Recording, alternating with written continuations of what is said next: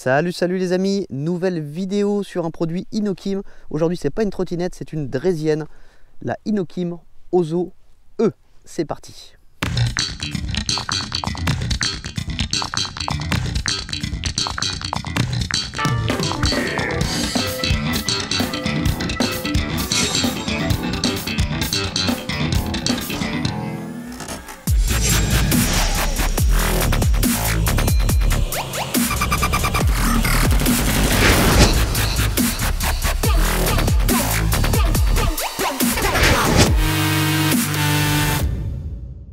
Ozo, qu'est-ce que c'est?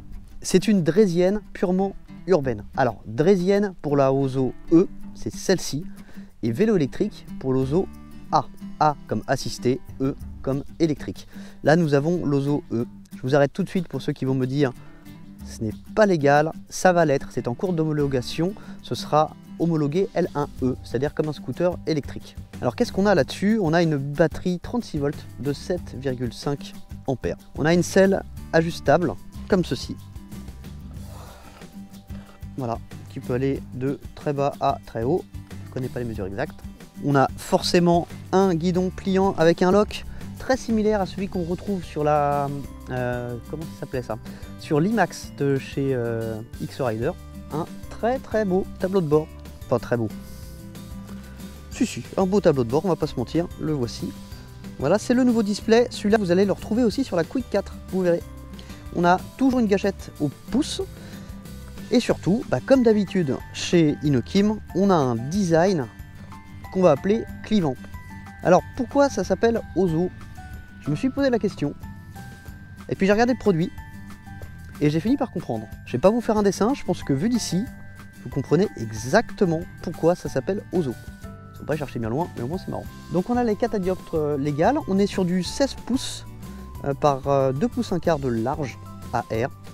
On a une suspension à l'arrière. Alors attention, ça ressemble à une suspension pneumatique, ce n'est pas une suspension pneumatique, c'est une suspension hélicoïdale, mais qui est masquée. Ce que vous voyez ici, c'est le support de plaque, justement pour la version L1E en attente d'homologation. Alors comme d'habitude chez Inokim, on a des finitions qui sont vraiment super propres. Rien que ça, hein, le fait que l'amortisseur soit protégé. Là, on a un lock anodisé, bien anodisé. Alors faites pas attention, vous verrez sur la vidéo, il y a des petits morceaux de plastique qui restent par là. Elle est fournie recouverte de plastique et c'est pas vraiment évident de tout retirer. Alors les cale-pieds, vous pouvez les plier aussi. Pareil, et pour les déplier, c'est aussi simple que ça. Petit bémol, c'est ce que je trouve un petit peu dommage. Mis à part les cale-pieds, le guidon et la selle que vous rabaissez, c'est tout ce que vous pouvez plier. L'avantage, c'est que c'est super léger. Ça pèse 20 kg. Donc c'est vraiment très léger. Et dernier petit avantage, et non des moindres,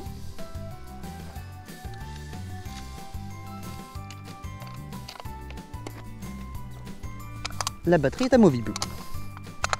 Les connexions sont très propres. Voilà, c'est enfantin. Au niveau de l'autonomie sur une draisienne de ce type-là et avec une batterie de 7,5 ampères, comptez une vingtaine de kilomètres. Par rapport à une trottinette, ça paraît beaucoup. Là, je vous parle de kilométrage réel, tout simplement parce que sur ce type de véhicule, les roues étant plus grandes, il y a une inertie qui est beaucoup plus importante. Donc en fait, le moteur est moins sollicité, on a besoin de moins d'énergie cinétique pour avancer. Donc avec une autonomie, enfin une capacité de batterie un petit peu moindre, on fait plus qu'avec une trottinette et des petits trous. On a, oui, 2 freins à câble, avant-arrière, à disque. C'est une machine qui est conçue pour rouler à 25. C'est amplement suffisant pour rouler à 25, vous allez le voir. On a bien entendu éclairage avant et arrière. Et pour finir, comme sur la OXO et certainement la Quick 4, ça je le confirmerai, l'éclairage est automatique. Alors vous pouvez aussi le forcer. On va essayer de l'allumer. Voilà, en restant appuyé sur plus. Sinon c'est automatique. Voilà, je pense qu'on a fait un premier petit tour. Maintenant, il est temps de passer sur la route. C'est parti! Alors, pour être honnête avec vous, je viens de tourner le test en roulant. Là, vous voyez, je suis plus au même endroit. Tout simplement parce que cette putain de GoPro a encore bugué. Donc on recommence. Allez, c'est parti! Première chose, Quand on allume l'Ozo E, on se trouve en mode Ozo A, c'est-à-dire qu'il attend une assistance électrique. Donc vous pouvez appuyer là-dessus, il ne se passera rien. Donc on appuie sur plus et on passe en mode électrique et là, c'est parti. Alors la suspension derrière fait bien son taf. Le frein arrière aussi. Alors 36 volts, c'est pas violent. Ça permet d'aller à 25 km/h. Il les tient sans problème. Et il les tient même en côte, vous allez voir ça. On va se trouver une petite côte et vous allez voir qu'il les tient bien. En pente, tout à l'heure, j'ai même réussi, je vais vous mettre, parce que ça je dois l'avoir sur d'autres caméras, j'ai réussi à prendre 50 km/h. Donc c'est pas un limiteur, c'est un bridage de puissance à 25 km/h. Alors c'est une batterie de 36 volts, 7,5 ampères comme je vous l'expliquais tout à l'heure, mais je vous le redis, sur ce type de véhicule avec des grandes roues, on a une inertie qui est bien plus importante que sur une trottinette. Voyez, regardez. J'accélère, je relâche l'accélérateur, je vais pouvoir aller assez loin. Donc en fait on fait travailler le moteur nettement moins. Alors vous voyez, la tenue de route est vraiment bonne. Alors par contre, vous voyez, quand on penche, on entend les freins faire gling gling. Alors est-ce que c'est un mauvais réglage? Je ne sais pas. En tout cas sur une utilisation normale, on n'entend pas les freins faire gling gling. Alors oui, je n'ai pas de casque parce que 25 km/h, en gros on est sur un vélo. Ça n'a rien d'obligatoire. Là il fait un petit peu chaud, je voudrais profiter un petit peu du soleil. Alors vous voyez, on est sur un faux plat, là ça monte légèrement, on est à 23,3. Je vais continuer à monter. Vous allez voir qu'on perd pas trop. Autant on gagne en descente, autant on ne perd pas en côte, ou en tout cas très peu.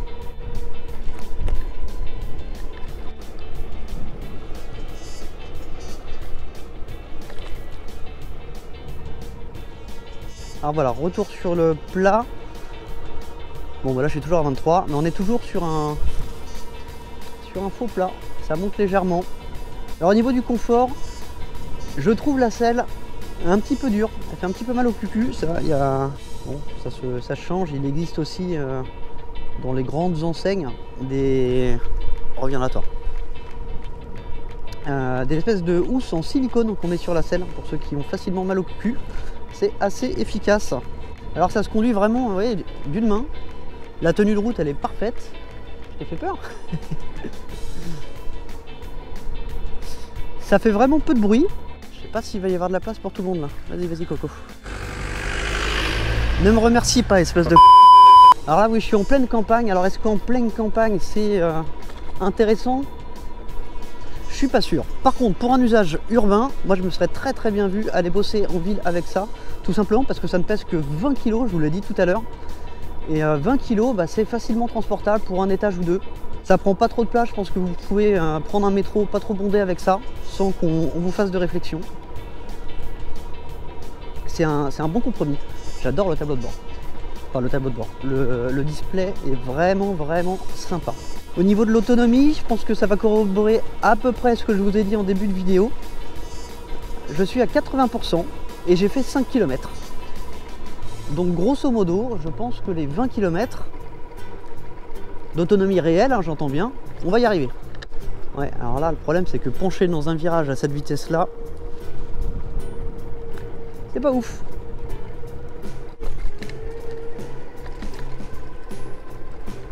Alors là, on a une belle côte qui arrive. Celle-là, elle est vraiment hard. On va voir comment ça monte. Alors j'entends un peu le disque qui fait gling-gling. Alors qu'est-ce qui est fourni avec? Vous avez le chargeur, la clé pour le compartiment batterie et vous avez une petite pompe à vélo pour gonfler les pneus. Ouh là là là là là là. Oh c'est dur, c'est très dur. Je rappelle que je fais 60 kg. Oh putain. Allez, 12 km/h là. Bon, je suis monté. Je suis monté. On va la faire dans l'autre sens. Je pense qu'il va apprécier.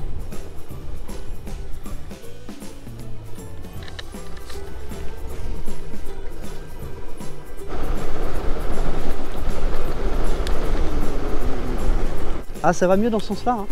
Ça va mieux dans ce sens-là. Si vous habitez le Mont-Saint-Michel, oubliez. C'est pas pour vous. Non, après, voilà, pour des petites côtes raisonnables, ça passe. Des grosses comme celle qu'on vient de se faire, Vous voyez que c'est déjà quand même un petit peu plus compliqué. Bon, on est sur du 36 volts, hein. Faut pas en attendre beaucoup plus pour du 36 volts. Ceci dit, l'atout de cette machine n'est pas là.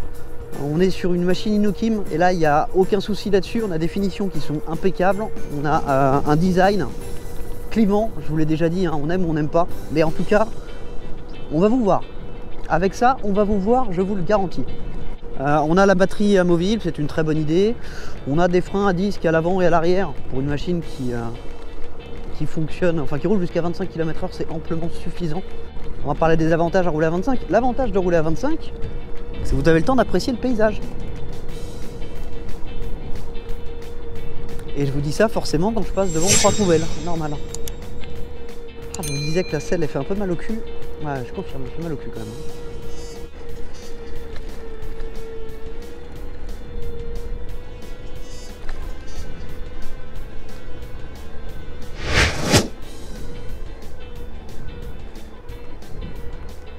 Alors j'ai l'impression qu'en fait le limiteur il est pas à 25, il est à 24 pour être précis. Parce que vous voyez là passer 24, plus de bruit. Alors oui, je vous ai pas parlé du klaxon, il y a un klaxon. On va dire que c'est un klaxon piéton.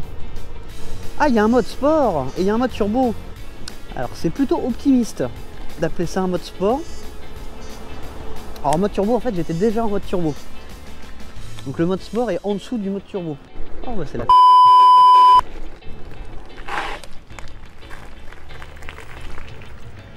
Alors non, le wheeling on oublie, trop de latence. Par contre voilà, pour des petits chemins comme ça, en fait, debout, c'est pas désagréable. Du tout. Qu'est-ce que c'est que ça en orange là? Ah, c'est des chasseurs. Allez, on va aller plus loin, je sais pas où m'embrouiller. Vraiment que de ça à foutre, hein. Bande de...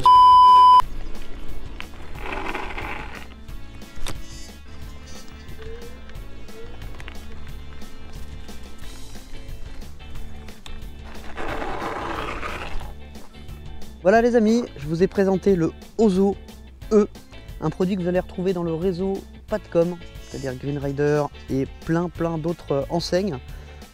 Je vais pas vous dire de bêtises, mais il me semble que le prix conseillé est aux alentours de 1000 €, 990. C'est ce que j'ai cru voir. Alors petite info, il me semble qu'un kit d'évolution vers l'Ozo A est prévu. Donc en fait tout va se passer ici. En conclusion, pour moi c'est une très bonne machine, mais urbaine, vraiment urbaine. On attend l'homologation L1E pour pouvoir rouler sereinement. Le support de plaque est déjà là, ou la version A qui elle sera à assistance électrique. Je l'ai déjà dit 15 000 fois, mais je le répète. Ce que j'ai aimé, le design, on est sur du Inokim, ça il n'y a pas de souci. On reconnaît le profil. En termes de finition, je vais pas vous mentir, on est quand même un cran en dessous de ce qui se fait sur la OXO. On n'est pas du tout sur le même prix. Bon voilà, vous voyez là par exemple ici je trouve que la jointure est pas ouf. Donc il y a eu quelques petites concessions qui ont été faites. Ce que j'ai adoré, la batterie amovible, ça je trouve ça vraiment une très bonne idée. Ça permet d'en acheter une seconde. Je ne sais pas si elle sera proposée et si oui, à combien. Mais si elle l'est et que le prix n'est pas déconnant, ça va être quand même bien pratique d'en avoir une seconde sous la main. Le garde-boue vibre pas, ça tient bien, c'est super léger, je vous le dis, je vous le répète, hein, ça se soulève tout seul. Voilà, il y a des bonnes idées, ça se replie facilement. Dans les inconvénients, ce n'est pas totalement pliable et c'est bien dommage, surtout qu'on n'était pas loin. Hein. Vous voyez, il y a la suspension, on a un axe de rotation ici. Je pense qu'il y avait un truc à faire. Comme d'habitude, je vous laisse commenter la vidéo, vous abonner à la chaîne, cliquer sur la petite cloche. Et tant qu'on est dans le forçage, on va vous parler aussi du compte Insta. Je vais vous parler du compte Instagram. Bah, tout simplement, abonnez-vous, c'est ici, ici. Prochain test et une avant-première en France, ce sera la Quick 4 de chez Inokim. Une trottinette encore premium, pas donné, mais avec des finitions de dingue, comme d'habitude, un design terrible. Ça, c'est pour la semaine prochaine. À très bientôt les amis. Ciao, ciao.